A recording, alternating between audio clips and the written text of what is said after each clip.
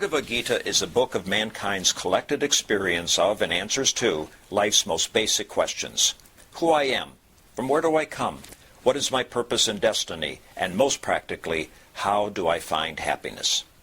These podcasts originate in the lectures of Neil Bhatt, a disciple of Swami Chinmayananda. They are presented here in 20 to 30-minute segments, each covering 3 of the Gita's 701 verses. Welcome to Gita Wisdom for Daily Living. We had been discussing Chapter 2, Sankhya Yoga, Yoga of Knowledge. So far we have seen that Bhagavan addresses Arjuna when he surrendered to him, that I am your Sishya, I do not know what my dharma is, I'm completely confused about my duties, you tell me and I'll follow. I will do whatever you would tell me, but tell me something which is shreyas, which is good for me. So Bhagavan, in the very first verse says, you are grieving over things which are not to be grieved about. You are grieving for the death of your teacher, your grandfather. That's something you should not be grieving over. So which is something, a very shocking declaration to us, because always we grieve over death. Something which is expected, we don't grieve over. But something unexpected, we grieve over. Something which is expected, that the person is sick and he's going to die, well, that's something we accept it easily. But somebody who is healthy enough to kill him, obviously that Arjuna was not really prepared. And that is something he thought is a legitimate case for him not to fight this war. But Bhagavan said even that you shouldn't be grieving over, which comes as a real shock to us, that why Bhagavan says something like that, the loss of a dear one, or anything in life which we consider dear to us, loss of that will always be grieve over. But Bhagavan takes it from a very highest point in our Upanishadic philosophy. So he starts from the declaration in the Upanishadic philosophy is that everything in this world is temporary, and therefore change is something you should not be grieving over. Change is the nature of this world, and therefore you need to get used to of change. If you don't get used to of change, you want to see the things as they are, you will be disappointed. So it starts from your confusion, Arjuna, comes from you are not fixing your goal. The basic philosophy of how life works. Therefore, you are grieving over something you shouldn't be grieving over. Something if I think is permanent and there is no change is ever going to occur into it, I will not grieve over it. But something which changes and which is no longer useful, then I become affected by it. So Bhagavan said you are grieving over something which you should not be grieving over because it does not get affected by any change. So he starts with the statement which for us is a paradigm shift. Why Bhagavan says that death is not to grieve over. So in the following verses, the following 19 verses, Bhagavan explains the nature of our self. Right now my paradigm is this is me. This body, this mind, this intellect is me, and I'm a mortal being. I was born at time T1, which is my birth time, and I'll die at time T2, which will be my death time. In between what I consider is life, which is real, I do not know what was before that, what will be after that. Bhagavan said this existence is permanent, and therefore you shouldn't be grieving over. He starts with that statement, you are grieving over something you shouldn't be grieving over. And you are doing that because you misunderstood the nature of the people you have a relationship with. My relationship right now is dependent on my understanding who I am and what the world is.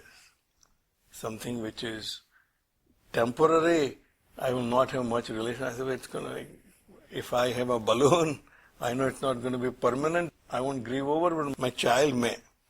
Child does not know that the balloon is very temporary. But I know that it's temporary, so I don't grieve over, the child may. Bhagavan says, Arjuna, you are at that level where you are not understanding the temporariness of these people.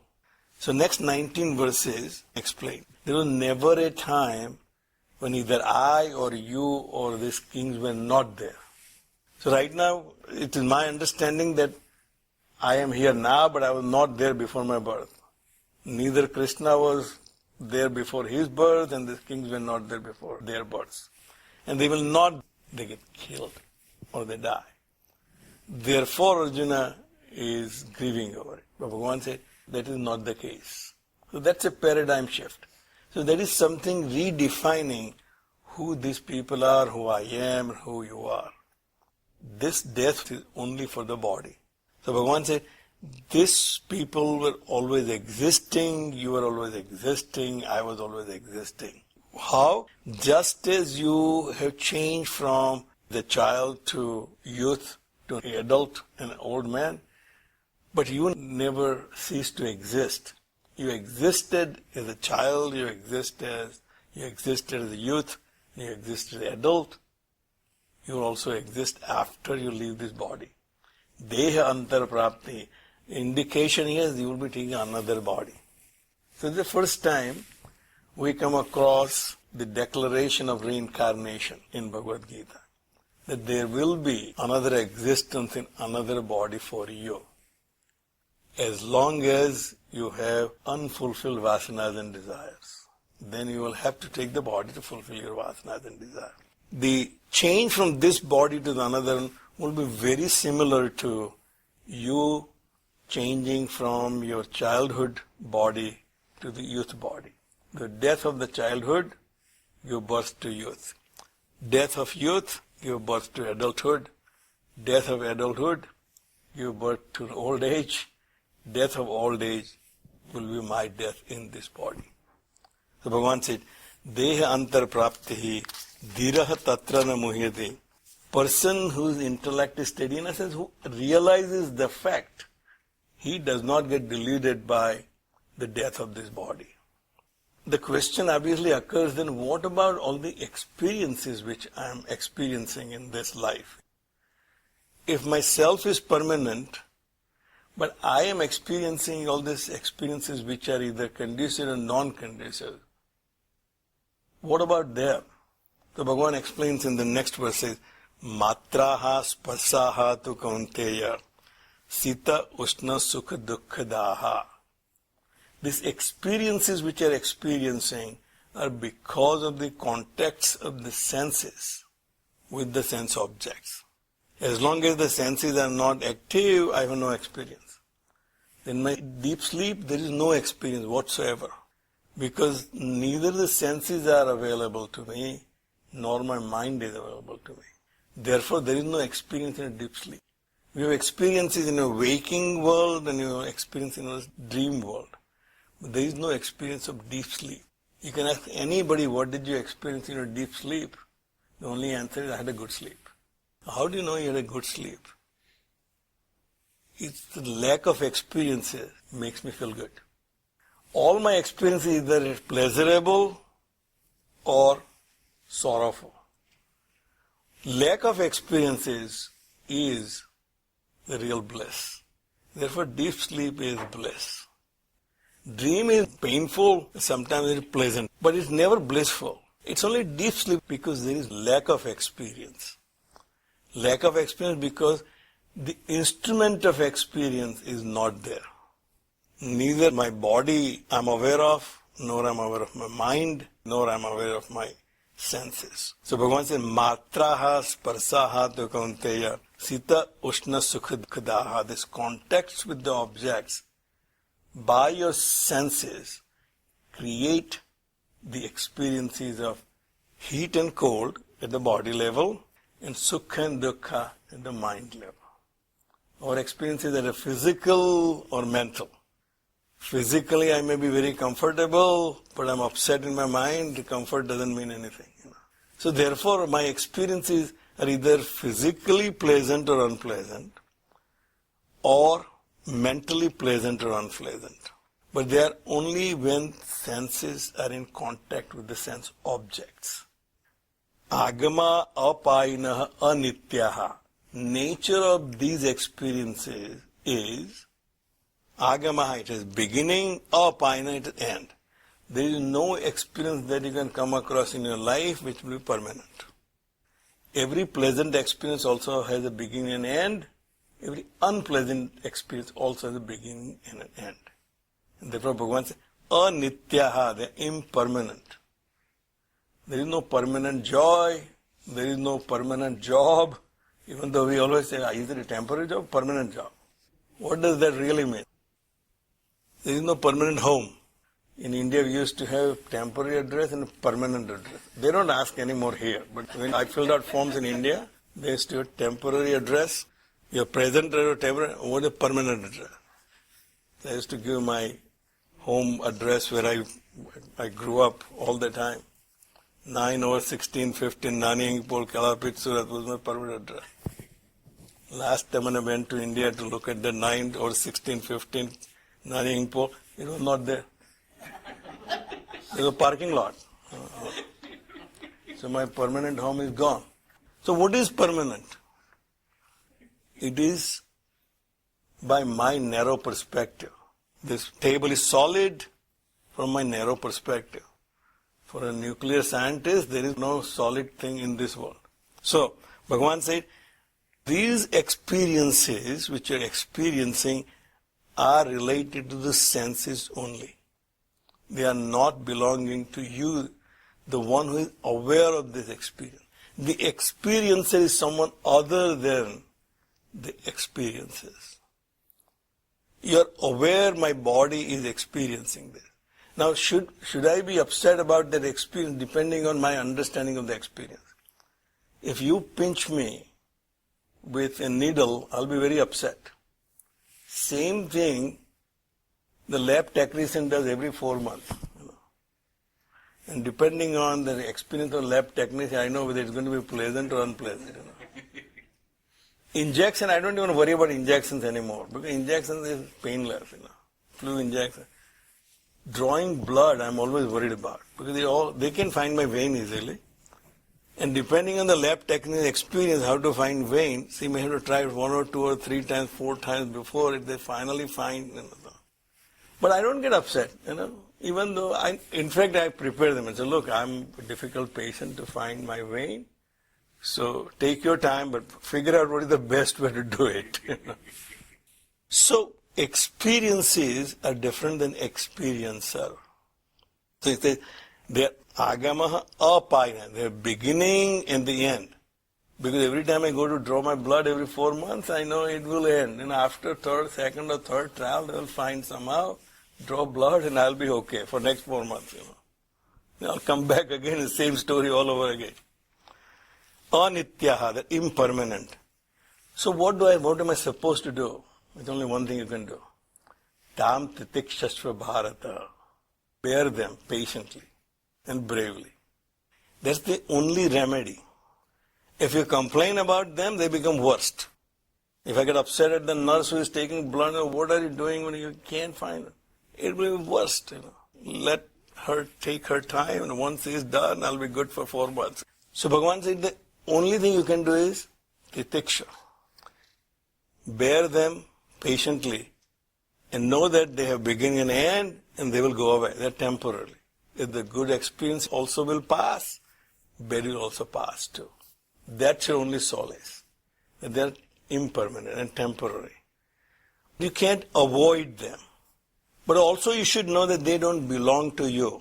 They belong to either your body or your mind. And therefore the next verse says, Yam hi na vyathayanti ete purusham purusharshabha sama dukkha sukham dhiram so amrutatvaya kalpate. Right from the beginning, the goal for Arjuna was to keep his teachers and his grandfather intact. He wanted them to survive, live, exist. But existence, as we know, for individual is impermanent. So he said that all the experiences which we experience, they're all temporary in a beginning and end. People who have understood the nature of the experience, they do not get afflicted by them. Na vyathayanti ete. By these, wise person does not get affected. Purusham Purusharsabha. Here Bhagavan addresses Arjuna as Purusharsabha, best among men. So Bhagavan is gradually building up his self-confidence. Last few verses he says, O Bharata, O descendant of the great King Bharat. He says Purusharsabha, you are the best among men, or chief among men. Well, you are the general of the army. The entire Pandava clan is depending on your skills to win this war. You are not an ordinary person. You can't really lose your confidence. Person who is down, you can't put him down and say, you are completely useless and you can't even do this. Actually make him worst. You have to build his self-confidence. No, you are good at so many things, This may not have worked out for you, but I know what you have done in the past. You have to build his self-confidence first before you put him back to what he is supposed to be doing. So Bhagavan is building his self-confidence. Purusharsabha sama dukkha sukham dhiraha sah amrutatvaya kalpate. You want all of them to exist forever, including yourself. The only one way you achieve immortality. Those who become sama dukkha sukham, those who become equal to sukha and dukkha, they become fit for immortality. So immortality is the theme in our Upanishads. We started with mortality. I'm afraid of mortality, Arjuna said. I'm afraid of killing them. So mortality is the phenomenon we are most afraid of. Even a very brave person will be shaken up if he faces a death. So death is something we are all worried about. So the goal always in life for every human being is to become immortal. Therefore we have all the stories about immortality. Amrut came out of the churning of the ocean, and Rakshasas and Devas, they fought over the nectar, who will have it. And then eventually Devas drank the nectar. Immortality is the goal. So our early Upanishads talked about immortality and defined as deathlessness. Immortality is death. Immortality is no death. I want to exist forever. I want to be immortal. But my misunderstanding is, and in the Puranic story says that he lived for thousands and thousands of years. Well, we know biologically this body is not capable of surviving thousands and thousands of years. So it must be something other than the immortality of the body we may be talking about. So Bhagavan said, one who becomes equal to sukha and dukkha, it is not at a body level. At the mind level, sukha and dukkha is my mental concept. You may see me very happy, only I know whether I'm really happy or not. It is my microclimate decides whether I'm happy or not. So it's one who becomes equanimous to sukha and dukkha. Pleasant experiences and unpleasant experiences. Dhiraha, because he is wise to know that sukha and dukkha are impermanent. And they come and go. Sa amrutatvaya kalpate. He becomes fit for immortality. You want you to be immortal, them to be immortal, you need to understand this. It's the mental concept, not a physical concept. So Bhagavan said that if mortality is your concern, these people are immortal. You are immortal, I am immortal. So mortal is not something you should be worried about. Next verse he says, Na asataha vidyate bhavaha. And why that is? That which is permanent never becomes temporary. That which is temporary never becomes permanent. It's only in a job becomes a temporary job and that becomes a permanent job. And as soon as it becomes a permanent job, you become completely ineffective. Because now you're not worried. Previously the government jobs is a permanent job. Now even in India I think it's no longer permanent jobs. It's only permanent as long as you are effective. Something which is temporary can never become permanent, permanent can never become temporary. Na asataha vidyate bhavaha. For asat, there is no existence. So asat and sat are defined here in Upanishadic terms. Sat is something which exists in all three periods of time. There is past, present and future. If something did not exist in past, but existing now, and will not exist in future, it considered asat, means unreal. By that definition, everything we know, including our own self, is unreal. Ourselves as we know is unreal because I think I did not exist before my birth. Since past I was not existing, I'm existing now. I know I exist, but I will not exist after my death. By this definition, I'm unreal. And Bhagavan said, Na asatah vidyate bhava. Asat does not have any existence. Na bhavaha vidyate sata. Sat never ceased to exist. Sat is the truth which is permanent, exists in all three periods of time. What is real and unreal, you have to apply this test. If it existed in the past, is existing now, and will exist in future, is real. If it did not exist in past, but is existing now, and will not exist in future, it's unreal. It's like a hologram or a movie. I know before I entered the cinema theater, the movie was not there. During the time of 3 hours, the movie is there. When I leave, the movie will not be there. It's unreal. We all know it's unreal. Still, when we identify with it, it becomes very real to us. But Bhagavan said, know that two can never interchange with each other. Unreal can never become real, real can never become unreal.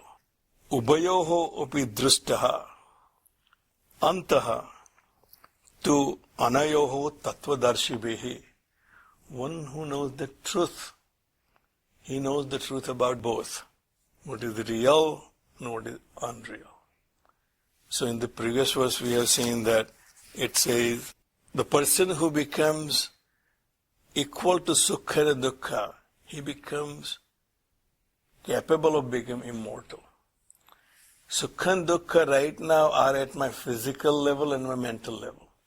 As long as I identify this physical being as real, then I'll be affected by the sukha and dukkha, or heat and cold, physical conditions. When I identify with my mind, then I'll be happy or unhappy. Both I shouldn't be identifying with.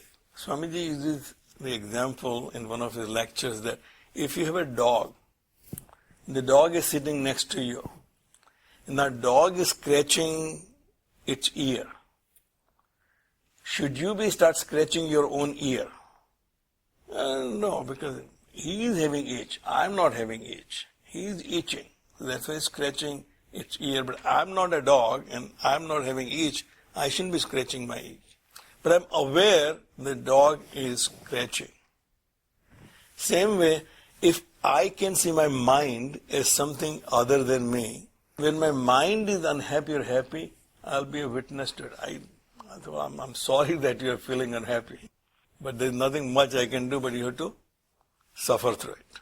Same thing with the body. When the body is not doing well, or body is uncomfortable or comfortable, I'm not identifying with it, but very aware that my body is not comfortable right now. Now, if I can make it comfortable, that doesn't mean that I should not make it comfortable. I should not just bear unnecessarily. Somebody asked Swamiji, that Swamiji, every time you come, there are all these devotees, and you always go in the best car, Lexus or Mercedes or BMW or so. There are other people with Hondas and Toyotas, and Swamiji says, I'm not stupid. That if the most reliable car is available, then I'll take the unreliable car. If there's only one car is available, I'll take that car no matter what condition it is in. But when I have means which is reliable, there is no reason for me to take unreliable means. So it does not mean that I should not be enjoying the good experiences. I just should not identify with them. I should understand it has a beginning and end, and they're temporary. The Bhagavan said, therefore, dhiraha tatra na muhyati. Because he is not identifying with the mortal elements, the mortal equipment. I change my car every few years because I know it's not me. As long as it's useful, I'll keep it. If it's not useful, I'll change it. Ubayo pi drashtaha tu antaha anayo tattvadarshibhi. The reality of the both, the real and unreal, one who has realized the essence of the existence, he knows the reality of the both. He is not confused by either. We'll stop right here. Om Sarve Bhavantu Sukhina Sarve Santu Niramayaha Sarve Bhadrani Pashyantu Ma Kaschid Dukkha Bhag Bhavet. Om Shantihi Shantihi Shantihi. Harihi Om.